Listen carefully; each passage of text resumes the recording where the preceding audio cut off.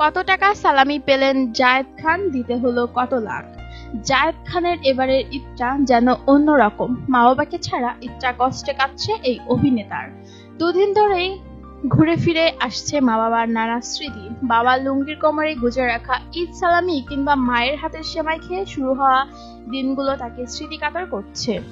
জায়েদ খান জানান ২ বছর আগে ঈদের দিনগুলো ছিল তার কাছে অপেক্ষার। শৈশবের পর বড় হওয়ার পরও ঈদের সালামির জন্য এই অপেক্ষা থাকতো। এই অভিনেতা বলেন, বাবার লুঙ্গিতে ঈদ সালামি রেখে দিতেন, আমি কাছে গেলেই টাকা বের করে দিতেন।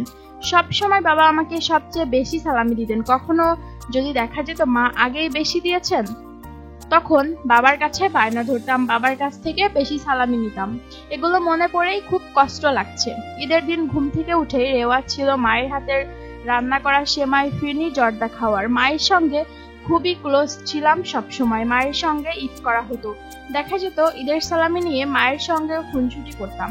২ বছর হলো মা নেই, এখন দেখা যায় বাসায় আছি। গতকাল বাইরে বের হয়েছিলাম, বড় ভাইয়ের বাসায় গিয়েছিলাম। খুব বেশি বের হওয়া হচ্ছে না। ছোটদের সালামি দিতে হয়, বড়রা আমাকে সালামি দেন, যে কারণেই বের হতে হয়েছিল বলে জায়েদ খান। এবার ঈদে আগের মতোই সালামি পেয়েছেন। বড় ভাই, বোন, দুলাভাই, অন্যদের কাছ থেকে এখনো সালামি পান। কত টাকা সালামি পেয়েছেন জানতে চাইলে অভিনেতা বলেন, এটা তো বলা যাবে না, লাখ ছাড়িয়ে যাবে কিনা।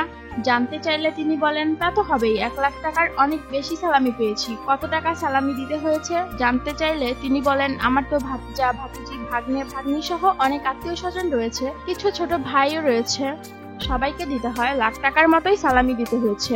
দীর্ঘদিন পর ঈদে মুক্তি পেয়েছে জায়েদ খানের অভিনীত সিনেমা সোনার চর। জায়েদ হোসেন পরিচালিত এই সিনেমায় উঠে এসেছে মুক্তিযুদ্ধের প্রেক্ষাপটের গল্প। সিনেমাটি নিয়ে আশাবাদী তিনি বলেন, যারা সিনেমা দেখছেন তাদের অনেকেই বলেছেন ভিন্ন এক জায়েদ খানকে দেখলাম।